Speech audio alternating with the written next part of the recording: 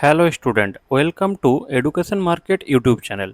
আজকের এই ভিডিওতে আমরা ইতিহাসের অত্যন্ত গুরুত্বপূর্ণ চ্যাপ্টার মুঘল সাম্রাজ্য পড়ব।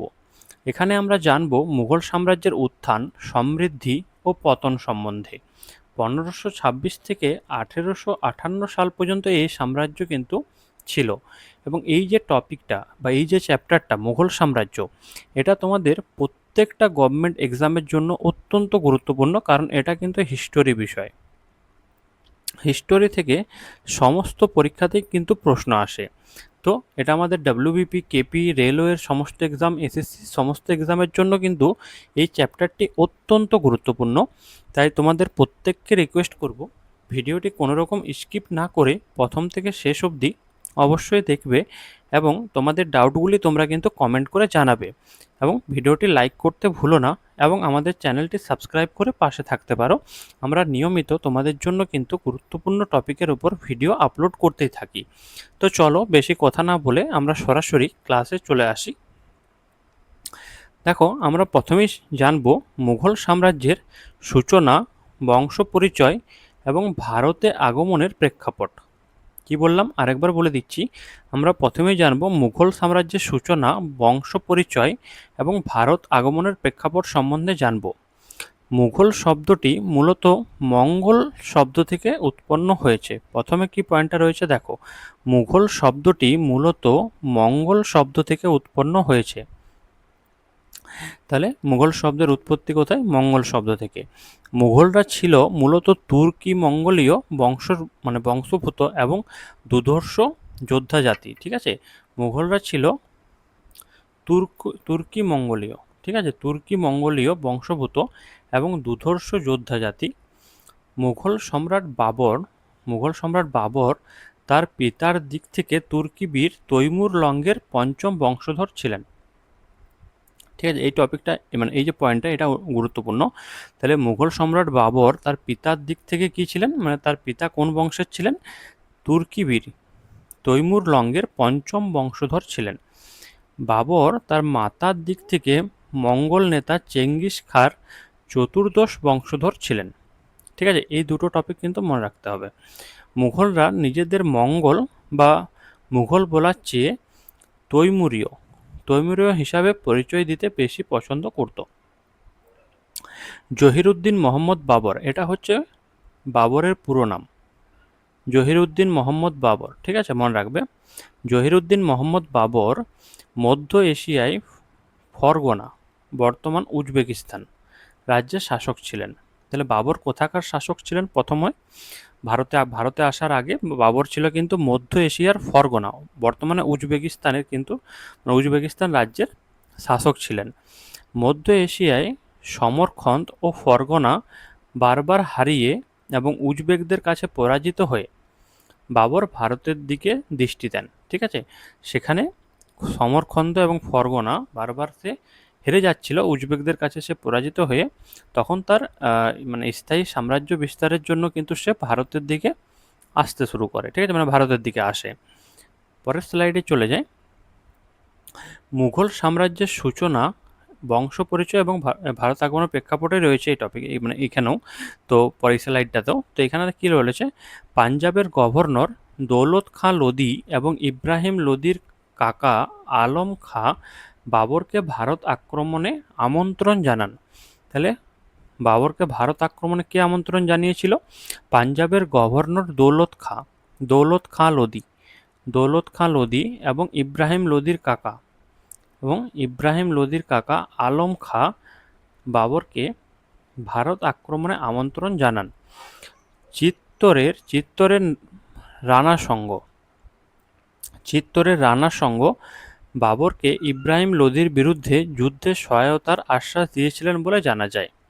ঠিক আছে, তাহলে বাবরকে ইব্রাহিম লোদির সঙ্গে যুদ্ধে সহায়তা করার আশ্বাস কে দিয়েছিলেন?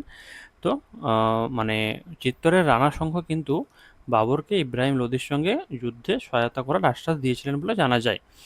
1526 সালের মোস্ট ইম্পর্ট্যান্ট, 1526 সালের 21শে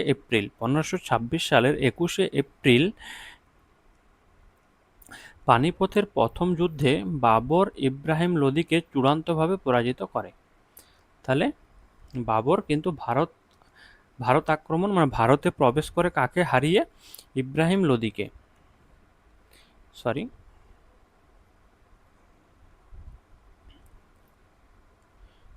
ইব্রাহিম লোদিকে।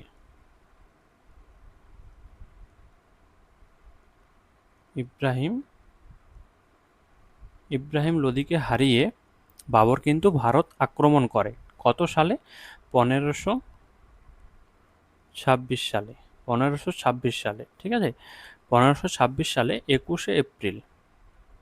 ঠিক আছে, তো এটাকে আমরা পানিপথের প্রথম যুদ্ধ বলে জানি। পানিপথের প্রথম যুদ্ধ, ঠিক আছে, এটাকে আমরা পানিপথের প্রথম যুদ্ধ হিসাবে জানি। তো এগুলো একটু মনে রাখবে, ঠিক আছে? তো দেখো,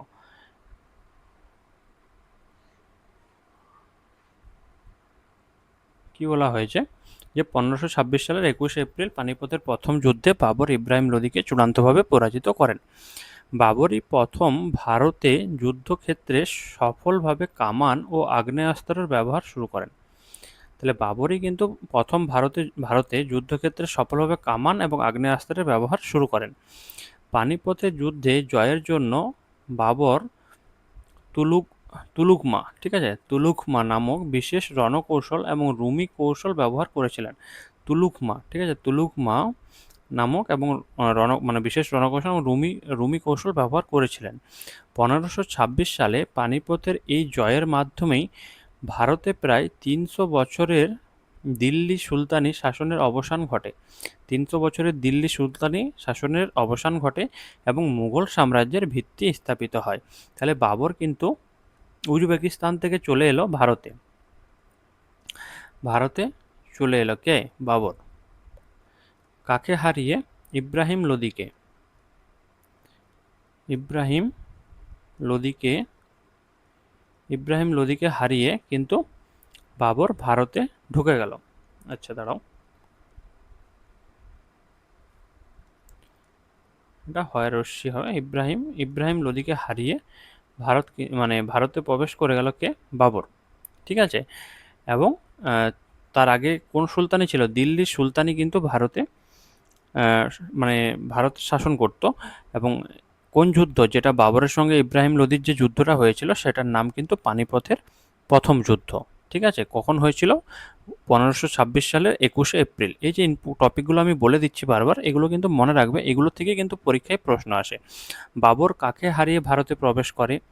ঠিক আছে। দ্বিতীয়ত, পানিপথের প্রথম যুদ্ধের তারিখটি কত বা সালটি কত? এবং মুঘল সাম্রাজ্যের আগে ভারত শাসন কারা করতো? তো দিল্লির সুলতানেরা, ঠিক আছে। এবং তুলুকমা এবং রুমি কৌশল কে ব্যবহার করেছিলেন, মানে কোন যুদ্ধে ব্যবহার করেছিল বাবর? পানিপথের প্রথম যুদ্ধে। এবং কামান এবং আগ্নেয়াস্ত্রের ব্যবহারও কিন্তু বাবর প্রথম করে ভারতবর্ষে, ঠিক আছে। দেখো, পরের স্লাইডে এবার আমরা বাবর সম্বন্ধে জানবো, ঠিক আছে। তাহলে বাবর সম্বন্ধে প্রথমে আমরা জানলাম যে 1526 পানিপথের প্রথম যুদ্ধ ইব্রাহিম লোদিকে পরাজিত করে ভারতে মুঘল সাম্রাজ্যের ভিত্তি স্থাপন করেন। কে করেন? তাহলে মুঘল সাম্রাজ্যের স্থাপন কে করেন? মুঘল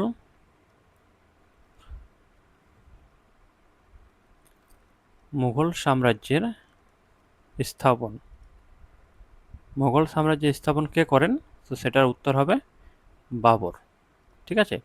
কোন যুদ্ধে? কোন যুদ্ধের পর? পানিপথের প্রথম যুদ্ধের পর 1526 সালে, ঠিক আছে। 1526 সালে পানিপথের যুদ্ধে ইব্রাহিম লোদিকে হারিয়ে বাবর কিন্তু মুঘল সাম্রাজ্যের স্থাপন করে। এবং 1527 সালে খানুয়ার যুদ্ধ হয়। 1527 সালে খানুয়ার যুদ্ধ কার সঙ্গে? মেওয়ারের রানার সঙ্গকে পরাজিত করে গাজী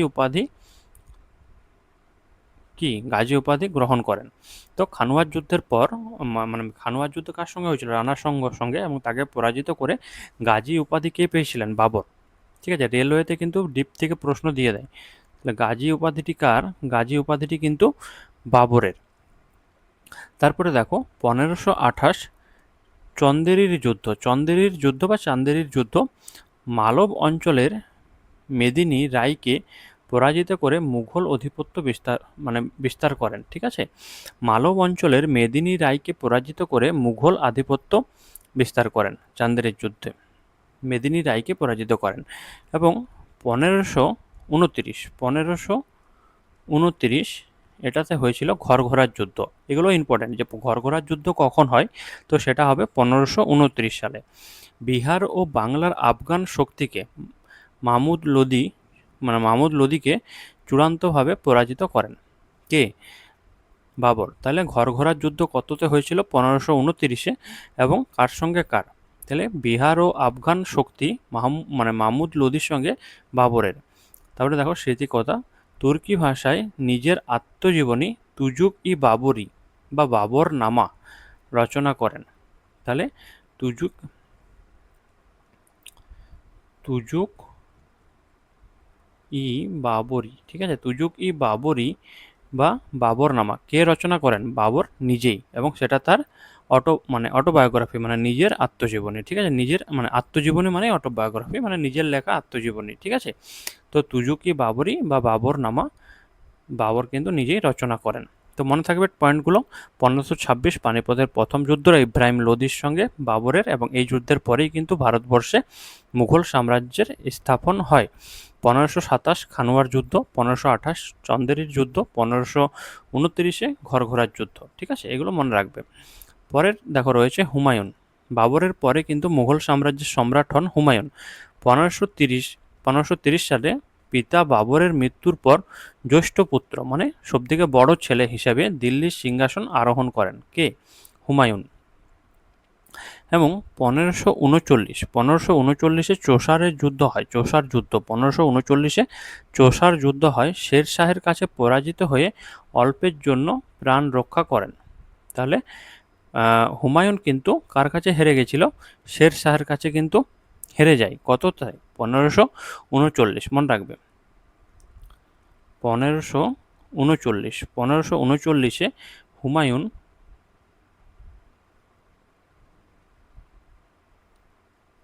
1539 হুমায়ুন কিন্তু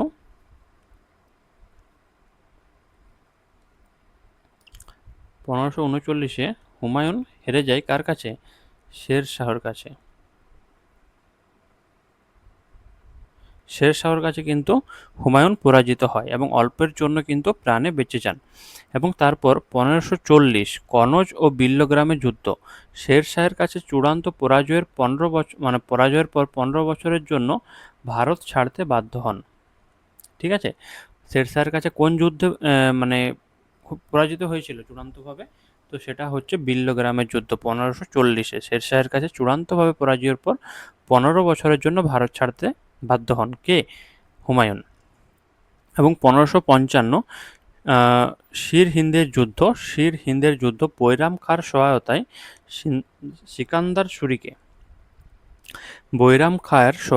সিকান্দার সুরিকে পরাজিত করে পুনরায় দিল্লি সিংহাসন দখল করেন।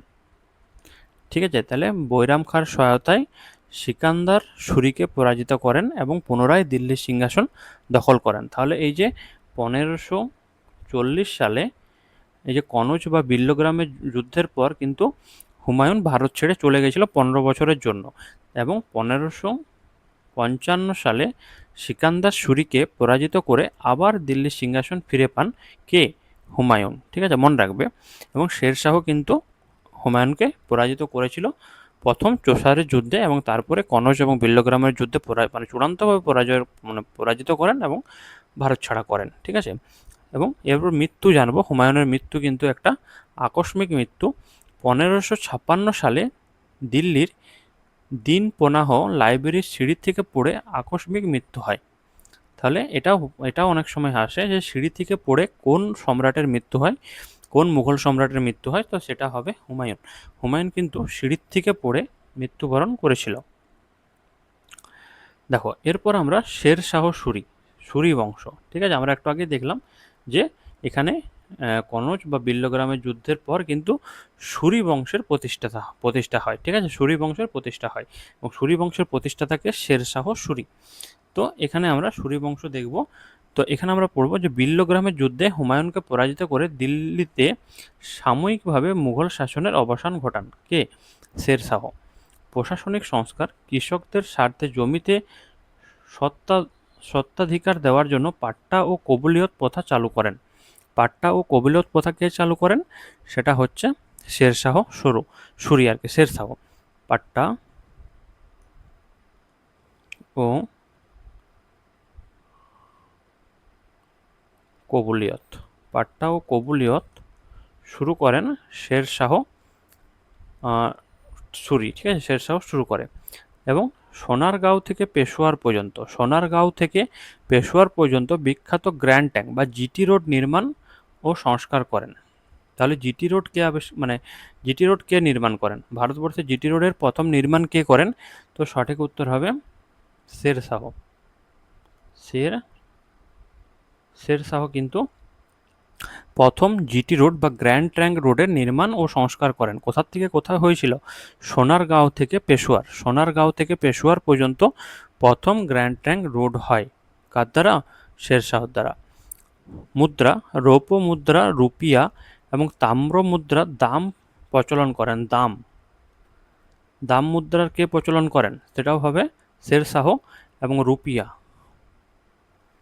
রুপিয়া মুদ্রা কে প্রচলন করেন? সেটা হবে শেরশাহ। ঠিক আছে, রূপার মুদ্রা রুপিয়া এবং তাম্র মুদ্রা দাম। তাহলে রূপার থেকে রুপিয়া এবং তামার থেকে দাম। তামার মুদ্রাটির নাম ছিল দাম এবং রূপার মুদ্রাটার নাম ছিল রুপিয়া।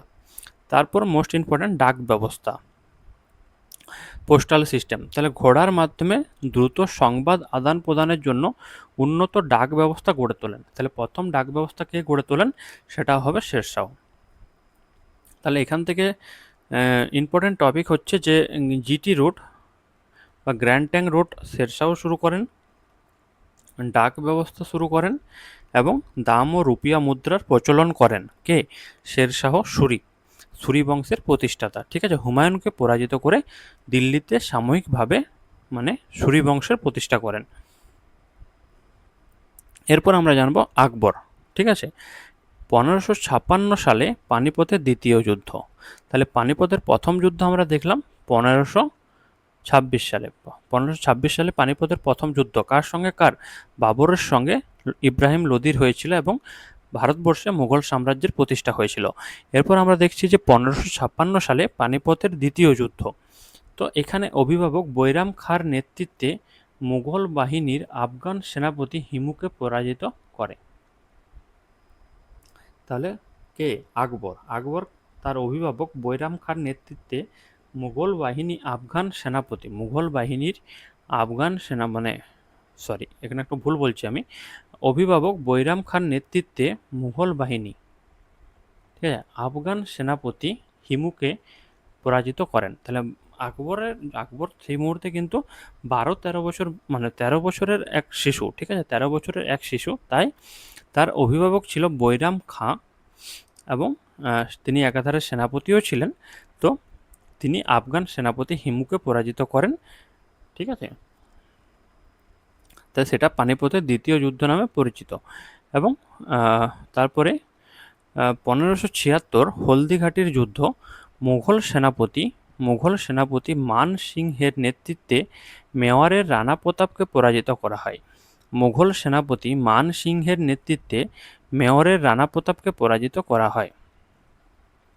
এরপরে আমরা জানব মনসবদারি প্রথা সামরিক ও প্রশাসনিক পদমর্যাদা নির্ধারণের জন্য বিশেষ একটি স্থিরীভূত ব্যবস্থা চালু করেন। সামরিক ও প্রশাসনিক পদমর্যাদা নির্ধারণের জন্য বিশেষ একটি স্থিরীভূত ব্যবস্থা চালু করেন মনসবদারি প্রথা। এবং দিন-ই ইলাহি, এগুলো মনে রাখবে কে চালু করেন। দিন-ই ইলাহি কে চালু করেন, মনসবদারি প্রথা কে চালু করেন? তো এগুলোর সঠিক উত্তর আকবর। ঠিক আছে, আকবর কিন্তু দিন-ই ইলাহি এবং মানসবদারি প্রথা এগুলো চালু করেন। এবং 1582 সালে সকল ধর্মের সারমর্ম নিয়ে একটি নতুন আধ্যাত্মিক মতবাদ প্রচার করেন কে? আকবর। রাজস্ব নীতি টোডরমলের সহায়তায় 10 বছরের জন্য গড় ফলনের ভিত্তিতে জাবতি বা 10 শালা প্রথা চালু করেন। তো এখানে এটাও ইম্পর্টেন্ট যে 10 শালা প্রথা কে চালু করেন? 10 সালা প্রথা কিন্তু চালু করেন আকবর। আকবর 10 সালা প্রথা চালু করেন টোডরমলের সহায়তায়, যা যাবতী বা 10 সালা মানে নামে পরিচিত। তাহলে অভিভাবক বৈরাম খাঁর নেতৃত্বে 1556 সালে পানিপথের দ্বিতীয় যুদ্ধে আকবর কাকে পরাজিত করেন? আফগান সেনাপতি হিমুকে। এবং তারপর হলদিঘাটির যুদ্ধ হয়, মুঘল সেনাপতি মান সিংহের নেতৃত্বে মেওয়ারের রানা প্রতাপকে পরাজিত করা হয়। ঠিক আছে, সেই মুহূর্তে কে মুঘল সেনাপতি মান সিংহের নেতৃত্বে। তারপরে মনসবদারি প্রথা, দিনহি ইলাহি এবং রাজস্ব নীতি যেমন 10 সালা বা যাবতী, এই সমস্ত কিছু কিন্তু আকবর চালু করেন। তো তোমরা কিন্তু এই টপিকগুলো খুব মনোযোগ সহকারে পড়বে, এবং ভিডিওটা যদি ভালো লাগছে তাহলে অবশ্যই ভিডিওটাতে কিন্তু লাইক করতে ভুলো না, এবং আমাদের চ্যানেলটা সাবস্ক্রাইব করে পাশে থাকবে। নিয়মিত কিন্তু আমরা জিকে টপিকের উপর এই মুহূর্তে ক্লাস আপলোড করছি, এবং আমাদের একটা টেলিগ্রাম চ্যানেল রয়েছে, এডুকেশন মার্কেট চ্যানেলটির নাম। তোমরা এই টেলিগ্রাম চ্যানেলের লিঙ্ক কিন্তু ডেসক্রিপশন বক্সে পেয়ে যাবে। তো তোমরা ডেসক্রিপশন বক্স থেকে কিন্তু টেলিগ্রাম চ্যানেলে মানে লিঙ্ক থেকে টেলিগ্রাম চ্যানেলে জয়েন করতে পারবে। ডেসক্রিপশন বক্সে যাও, সেখানে টেলিগ্রাম চ্যানেলের লিঙ্ক আছে, সেখানে থেকে টেলিগ্রাম চ্যানেলে জয়েন করে যেতে পারো। সেখানে তোমরা এই যে ক্লাসগুলো হচ্ছে সেই ক্লাসগুলোর পিডিএফ নোটস তোমরা পেয়ে যাবে। তাছাড়াও এক্সট্রা অনেক নোটস আমরা প্রোভাইড করে থাকি, কুইজ সেশন হয়ে থাকে, এবং জব রিলেটেড আপডেট তোমরা কিন্তু সেই টেলিগ্রাম গ্রুপ থেকে পেয়ে যাবে। তাই তোমাদের প্রত্যেককে বলবো সেই টেলিগ্রাম গ্রুপ বা চ্যানেলটিতে কিন্তু তোমরা প্রত্যেকে জয়েন করে যেতে পারো। চলে আসি পরবর্তী স্লাইডে। এরপর আমরা জানবো জাহাঙ্গীর। তাহলে 1605 সালে আকবরের মৃত্যুর পর তার পুত্র সেলিম জাহাঙ্গীর বিশ্বজয়ী নাম ধারণ করে সিংহাসনে বসেন। ঠিক আছে, তাহলে আকবরের মৃত্যুর পর তার পুত্র সেলিম, পুত্রের নাম কি? সেলিম জাহাঙ্গীর। ঠিক আছে, জাহাঙ্গীর কথাটার অর্থ হচ্ছে বিশ্বজয়ী, বিশ্ববিজয়ী। ঠিক আছে, জাহাঙ্গীর।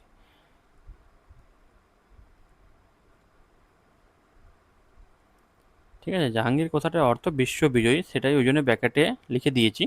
এবং সেই নাম ধারণ করে কিন্তু সেলিম, পুত্রটার নাম কি মানে আকবরের মানে মৃত্যুর পর তার পুত্র সেলিম জাহাঙ্গীর নাম ধারণ করে সিংহাসনে বসেন। চিত্রশিল্প। জাহাঙ্গীরের শাসনকালে মুঘল ও চিত্রশিল্পের স্বর্ণযুগ হিসাবে অভিহিত করা হয়। ব্রিটিশ আগমন। তার দরবারে 1608 সালে ক্যাপ্টেন হকিন্স এবং 1615 সালে স্যার টমাস রো বাণিজ্যের অনুমতি নিতে আসেন।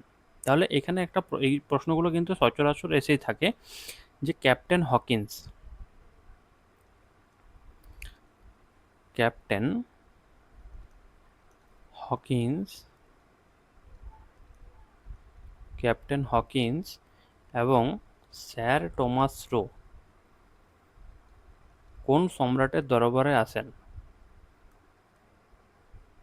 স্যার টমাস রো কোন দরবারে মানে কোন সম্রাটের দরবারে আসেন? তো সেটার সঠিক উত্তর হবে জাহাঙ্গীর। মনে রাখবে, বাণিজ্যের অনুমতি নিতে এসেছিলেন। কত সালে? 1608 সালে ক্যাপ্টেন হকিন্স এবং 1615 সালে স্যার টমাস রো। ন্যায় বিচার। প্রজাদের সরাসরি বিচারের জন্য রাজপ্রাসাদে জঞ্জির-ই-আদল বা স্বর্ণের ন্যায় বিচার শিকল স্থাপন করেন। ঠিক আছে, তাহলে এটা কে স্থাপন করেন? জাহাঙ্গীর। 1615 সালে আকবরের মৃত্যুর পর 1605 সালে আকবরের মৃত্যুর পর তার পুত্র সেলিম জাহাঙ্গীর নাম ধারণ করে সিংহাসনে বসেন। জাহাঙ্গীরের শাসনকালে মুঘল চিত্রশিল্পের স্বর্ণযুগ হিসাবে অভিহিত হয়, মানে জাহাঙ্গীরের শাসনকালকে মুঘল চিত্রশিল্পের স্বর্ণযুগ হিসাবে অভিহিত করা হয়। তার দরবারে 1508 সালে ক্যাপ্টেন হকিন্স এবং তার দরবারে 1608 সালে ক্যাপ্টেন হকিন্স এবং 1615 সালে স্যার টমাস রো বাণিজ্যের অনুমতি নিতে আসেন এবং প্রজাদের সরাসরি বিচারের জন্য রাজপ্রাসাদে জঞ্জির-ই-আদল বা স্বর্ণের ন্যায় বিচার শিকল স্থাপন করেন। মনে রাখবে। তারপরে দেখো শাহজাহান সম্বন্ধে আমরা জানবো। তো 1628 ভাইদের সাথে ক্ষমতার লড়াইয়ে জয়ী হয়ে আসফ খাঁর সহায়তায় সিংহাসন দখল করেন। ঠিক আছে, জাহাঙ্গীরের মৃত্যুর পর তার মানে শাহজাহান তার নিজের ভাইদের সঙ্গে লড়াইয়ের পর সিংহাসন দখল করেন। স্থাপত্য শিল্প তার আমলকে মুঘল স্থাপত্যের স্বর্ণযুগ বলা হয়। তাহলে মুঘল চিত্রশিল্পের স্বর্ণযুগ আমরা একটু আগে দেখলাম। জাহাঙ্গীরের সময়কালকে মুঘল চিত্রশিল্পের স্বর্ণযুগ এবং মুঘল স্থাপত্যের স্বর্ণযুগ বলা হয় শাহজাহানের আমলকে। যার শ্রেষ্ঠ নিদর্শন তাজমহল। তাজমহল কে নির্মাণ করেছিলেন? তাজমহল, আগ্রার তাজমহল কে নির্মাণ করেছিলেন? এটা আমরা প্রত্যেকেই জানি, শাহজাহান। ঠিক আছে, মনে রাখবে শাহজাহান কিন্তু আগ্রার তাজমহল নির্মাণ করেছিলেন। কীর্তি: লালকেল্লা, জামা মসজিদ, মতি মসজিদ এবং রত্ন খচিত বিখ্যাত ময়ূর সিংহাসন, রত্নখচিত বিখ্যাত ময়ূর সিংহাসন তক ও তাউস তৈরি করান। তাহলে লালকেল্লা, লালকেল্লা অনেকগুলো স্থাপত্য কিন্তু শাহজাহান নির্মাণ করেছিলেন। লালকেল্লা, জামা মসজিদ, জামা মসজিদ, তাজমহল, হ্যাঁ, এবং রত্নখচিত বিখ্যাত ময়ূর সিংহাসন কিন্তু তৈরি করান কে? শাহজাহান। এরপর আমরা জানবো ঔরঙ্গজেব সম্বন্ধে। ১৬৫৮ ভাইদের মানে ভাইদের নামগুলো কি? দারা, সুজা, মামুদ পরাজিত ও হত্যা করে অসুস্থ পিতা শাহজাহানকে বন্দি করে ক্ষমতা দখল করেন। ঠিক আছে, তাহলে ভাইদেরকে পরাজিত করে দারা, সুজা এবং মুরাদকে, এবং হত্যাও করে দেয়। ঠিক আছে, এবং অসুস্থ পিতা শাহজাহানকে বন্দি করে এবং ক্ষমতা দখল করে বা সিংহাসনে বসে ঔরঙ্গজেব। উপাধি: কঠোর ও সাধারণ জীবনযাপনের জন্য কঠোর ও সাধারণ জীবনযাপনের জন্য তাকে জিন্দা পীর এবং রাজকীয় উপাধি আলমগীর বলা হতো। তাহলে জিন্দা পীর কার উপাধি? জিন্দা পীর কাকে বলা হতো? জিন্দা পীর কাকে বলা হতো? জিন্দা পীর বলা হতো কাকে? ঔরঙ্গজেবকে। ঔরঙ্গজেবকে জিন্দা পীর বলা হতো বা আলমগীর বলা হতো। দাক্ষিণাত্য নীতি: জীবনের শেষ ২৫ বছর দক্ষিণ ভারত জয়ের ব্যয় করেন। জীবনের শেষ ২৫ বছর দক্ষিণ ভারত জয়ে ব্যয় করেন, যা ইতিহাসে দাক্ষিণাত্য ক্ষত নামে পরিচিত। জিজিয়া কর, জিজিয়া করও কিন্তু কে প্রবর্তন করেছিল? ঔরঙ্গজেব। ১৬৭৯ সালে আকবরের তুলে দেওয়া অমুসলিমদের ওপর ধার্য কর জিজিয়া পুনরায় প্রবর্তন করেন। তাহলে জিজিয়া কর কিন্তু পুনরায় কে প্রবর্তন করেছিলেন? ঔরঙ্গজেব। ঔরঙ্গজেব কিন্তু আকবরের তুলে দেওয়া অমুসলিমদের ওপর ধার্য কর জিজিয়া পুনরায় প্রবর্তন করেছিলেন। এরপর আছে দ্বন্দ্ব। নবম শিখগুরু তেগ বাহাদুরকে মৃত্যুদণ্ড প্রদান এবং মারাঠা বীর ছত্রপতি শিবাজির সাথে দীর্ঘস্থায়ী যুদ্ধে লিপ্ত হন। পরের স্লাইডে চলে আসি। কেন্দ্রীয় ও প্রাদেশিক প্রশাসন। সম্রাট। সম্রাট কি? তাহলে সম্রাট মুঘল শাসনের সম্রাট ছিলেন, মুঘল শাসনের সম্রাট ছিলেন রাষ্ট্রের প্রধান বিচারক, প্রধান সেনাপতি এবং সার্বভৌম ক্ষমতার অধিকারী। তাহলে কেন্দ্রীয় প্রশাসনিক প্রাদেশিক প্রশাসনের যে আমাদের যে মুঘল সাম্রাজ্যের সম্রাট, তার কি ক্ষমতা ছিল? সে ছিলেন রাষ্ট্রের প্রধান বিচারক, প্রধান সেনাপতি এবং সার্বভৌম ক্ষমতার অধিকারী। তারপরে ভাকিল বা ওয়াকিল, এখানে লেখা আছে ওয়াকিল, যেটা আমরা কি বলবো, যে উকিল আমরা শুনে থাকি, বা ভাকিল বা ওয়াকিল, যেটা ওয়াকিল কি হচ্ছে? সম্রাটের প্রধান উপদেষ্টা বা প্রধানমন্ত্রী। আকবরের শাসনকালের শুরুতে বৈরাম খাঁ এই পদে ছিলেন। ঠিক আছে, তাহলে সম্রাটের প্রধান উপদেষ্টা বা প্রধানমন্ত্রী, তাহলে আকবরের যে অভিভাবক বৈরাম খাঁ, সে কিন্তু প্রথম দিকে এই পদেই ছিলেন। ঠিক আছে, তারপরে দিওয়ান বা ওয়াজির অর্থ রাজস্ব বিভাগের প্রধান কর্মকর্তা হিসাবে কাজ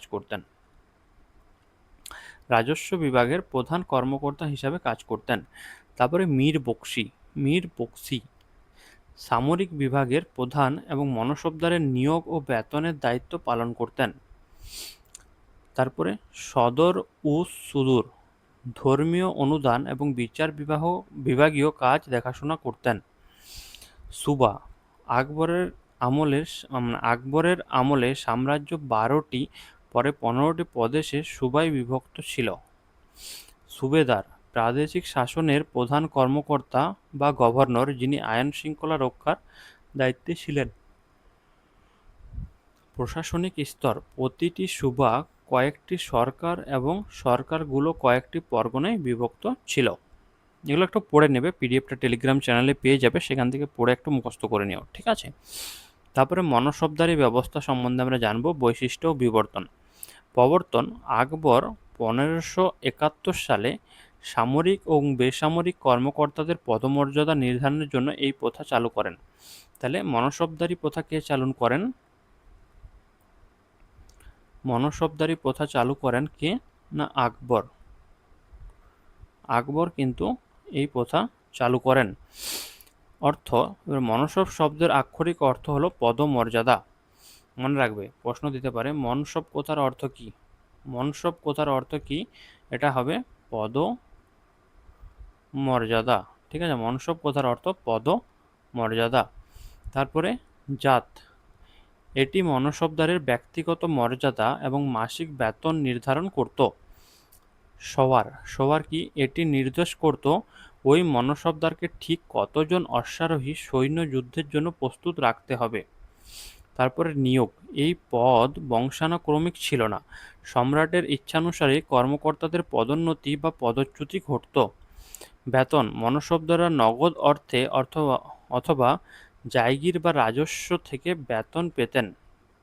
বিবর্তন, জাহাঙ্গীরের আমলে দু আম্পা সি আম্পা প্রথা চালু হয়। জাহাঙ্গীরের আমলে দু আম্পা সি আম্পা প্রথা চালু হয়, যাতে অতিরিক্ত জাত বৃদ্ধি না করে সাওয়ার সংখ্যা বাড়ানো যেত।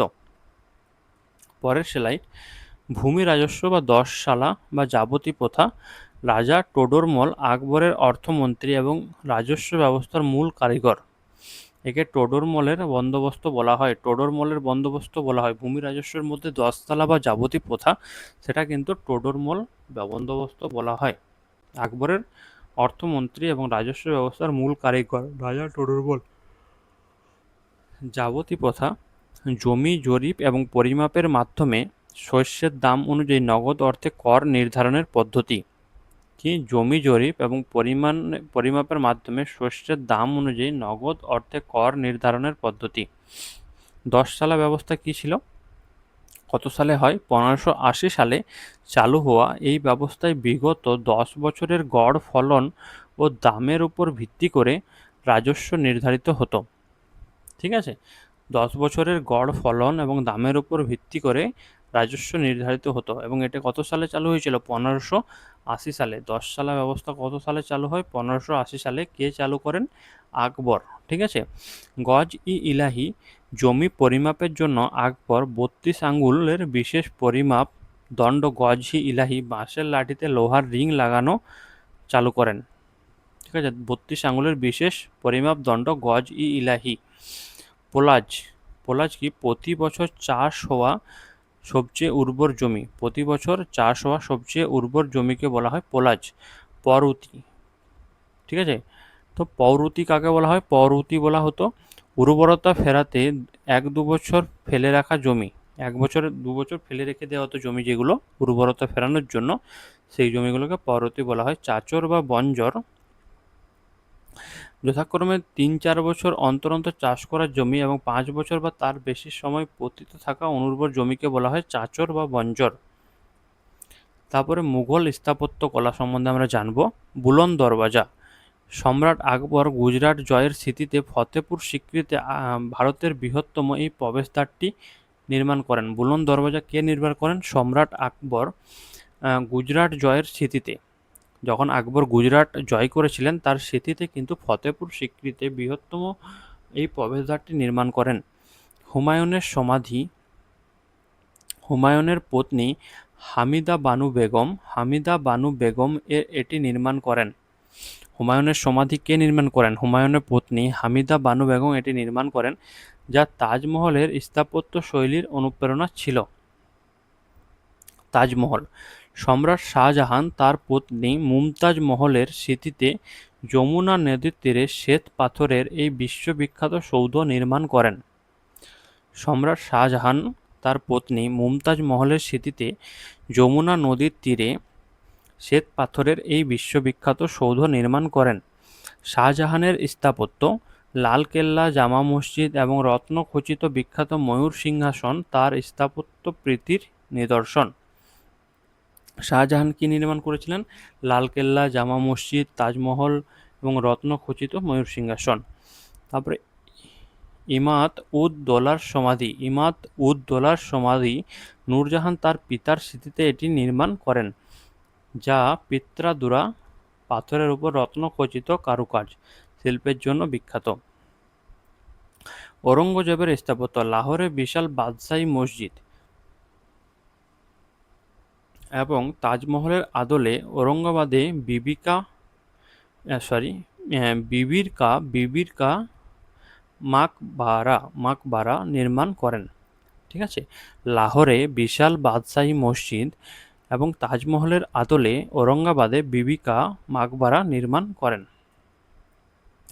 মুঘল সাহিত্য এবং গুরুত্বপূর্ণ গ্রন্থ, বাবরনামা। বাবরনামা কে লিখেছিলেন? সম্রাট বাবর তুর্কি ভাষায় তার আত্মজীবনী তুজুক-ই-বাবরি রচনা করেন। বাবরের নিজের লেখা তার আত্মজীবনী তুজুক-ই-বাবরি বা বাবরনামা নামে পরিচিত। ঠিক আছে, তুর্কি ভাষায় লেখা হয়েছিল। হুমায়ুন নামা কে লিখেছিলেন? হুমায়ুন নামা হুমায়ুনের বোন গুলবদন বেগম তার ভাইয়ের জীবন এবং শাসনকালের বিবরণ দিয়ে এটি রচনা করেছিলেন। আকবরনামা কে রচনা করেন?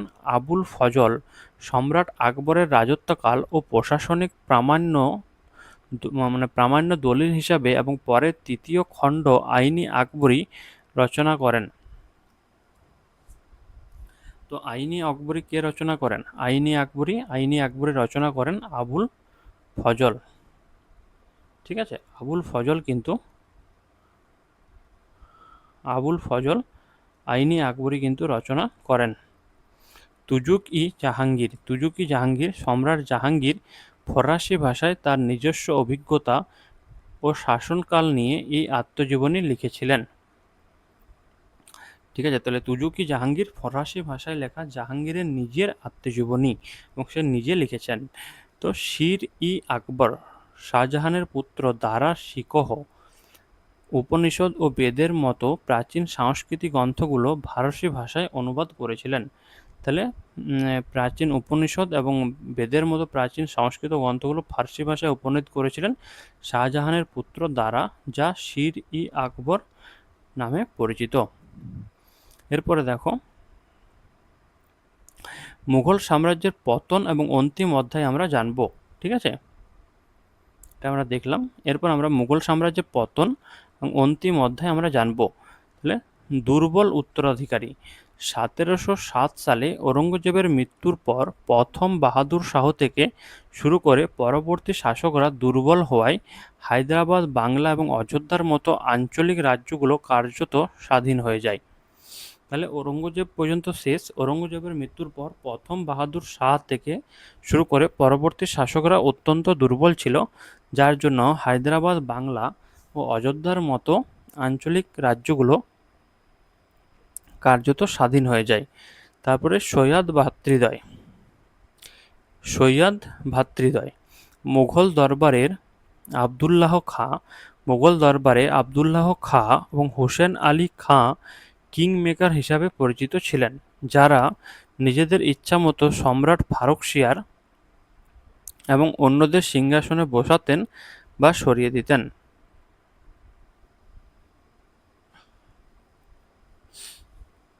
তো কি হয়েছে এখানে দেখো, মুঘল দরবারে আবদুল্লাহ খাঁ এবং হোসেন আলী খাঁ কিং মেকার হিসাবে পরিচিত ছিলেন, যারা নিজেদের ইচ্ছামতো সম্রাট ফারুকশিয়ার এবং অন্যদের সিংহাসনে বসাতেন বা সরিয়ে দিতেন। তারপরে নাদির শাহের ভারত আক্রমণ। পারস্যের সম্রাট নাদির শাহ কার্নালের যুদ্ধে মুঘল সম্রাট মোহাম্মদ শাহকে পরাজিত করে এবং দিল্লির রাজকোষ, ময়ূর সিংহাসন ও কোহিনূর হীরা লুণ্ঠন করে নিয়ে যান। পারস্যের সম্রাট নাদির শাহ কার্নালের যুদ্ধে মুঘল সম্রাট মুহাম্মদ শাহকে পরাজিত করে দিল্লির রাজকোষ এবং ময়ূর সিংহাসন কোহিনূর হীরা লুণ্ঠন করে নিয়ে যান। আহমদ শাহ আবদুলির আক্রমণ 1761 সালে পানিপথের তৃতীয় যুদ্ধে আফগান শাসক আহমদ শাহ আবদলি মারাঠাদের পরাজিত করেন, যা মুঘলদের সামরিক মেরুদণ্ড চূড়ান্তভাবে ভেঙে দেয় এবং ব্রিটিশদের উত্থানের পথ প্রশস্ত করে। তারপর 1857 সালের মহাবিদ্রোহ। সিপাহী বিদ্রোহের সময় বিদ্রোহী সৈন্যরা বৃদ্ধ সম্রাট দ্বিতীয় বাহাদুর শাহ জাফরকে ভারতের সম্রাট ঘোষণা করলে ব্রিটিশরা তাকে বন্দী করে মায়ানমারের রেঙ্গুনে নির্বাসিত করেন। মুঘল শাসনের আনুষ্ঠানিক সমাপ্তি 1858 সালে British parliament government of India act পাসের মাধ্যমে মুঘল সাম্রাজ্যের নামমাত্র অস্তিত্বের অবসান ঘটায় এবং ভারতের শাসনভার সরাসরি ব্রিটিশ রাজমুকুটের অধীনে চলে যায়। শেষ ঠিকানা 1862 সালে রেঙ্গুনে নির্বাসিত অবস্থায় শেষ মুঘল সম্রাট বাহাদুর শাহ জাফরের মৃত্যুর মাধ্যমে ভারতের দীর্ঘ 300 বছরেরও বেশি সময়ের মুঘল অধ্যায়ের চির পরিসমাপ্তি ঘটে। তারপর ব্রিটিশরা কিন্তু ভারত আক্রমণ করে নেয়। তারপরে দেখো, তাহলে আমরা এবারে প্রশ্ন উত্তরগুলো সমাধান করব। মুঘল আমলে মনসবদারি পদমর্যাদা, মনসভ্যতার অর্থ কিন্তু পদমর্যাদা, কে প্রবর্তন করেছিলেন? তোমরা কমেন্ট করে উত্তর দাও, বলো তো। মনসবদারি প্রথা কে শুরু করেছিলেন বলো? তো এটার সঠিক উত্তর হবে আকবর। আকবর কিন্তু মনসবদারি প্রথা চালু করেছিলেন। বুলন্দ দরওয়াজা আকবর কেন নির্মাণ করেছিলেন? তো আমরা প্রত্যেকেই জানি যে গুজরাট জয়ের স্মৃতিতে কিন্তু আকবর বুলন্দ দরওয়াজা নির্মাণ করেছিলেন। কোন মুঘল সম্রাট জিন্দা পীর নামে পরিচিত ছিলেন? ভিডিওটা লাইক করবে অবশ্যই, তোমাদের জন্য অনেকটা পরিশ্রম করে ভিডিও তৈরি করি। অবশ্যই ভিডিওটা কিন্তু লাইক করবে এবং চ্যানেলটা সাবস্ক্রাইব করে রাখতে পারো। পরবর্তীতে কিন্তু বিভিন্ন টপিকের উপরে জিকে ক্লাস তোমরা কিন্তু নিয়মিত পেতে থাকবে এবং পরবর্তীতে সমস্ত বিষয়ের উপরেই কিন্তু ক্লাস নিয়ে আসা হবে। তো জিন্দা পীর নামে পরিচিত ছিলেন কে বলো? জিন্দা পীর, তো আমরা ঔরঙ্গজেবকে জানি জিন্দা পীর হিসাবে পরিচিত ছিলেন, ঔরঙ্গজেব।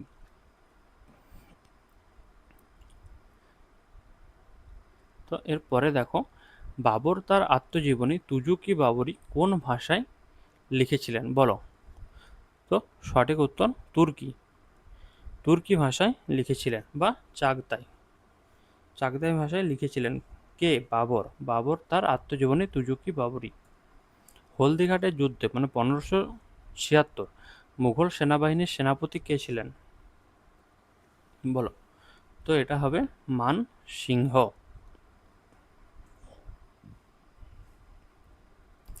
কার রাজত্বকালকে মুঘল স্থাপত্যের স্বর্ণযুগ, ঠিক আছে? স্থাপত্যের মনে রাখবে, এখানে কিন্তু চিত্রশিল্পের বলেনি। তো এটা সঠিক উত্তর হবে শাহজাহানের সময়কালকে কিন্তু স্থাপত্যের স্বর্ণযুগ।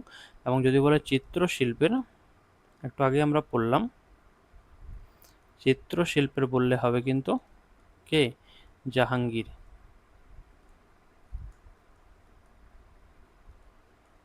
ঠিক আছে, তো তারপরে কি রয়েছে প্রশ্নটা দেখে নিই।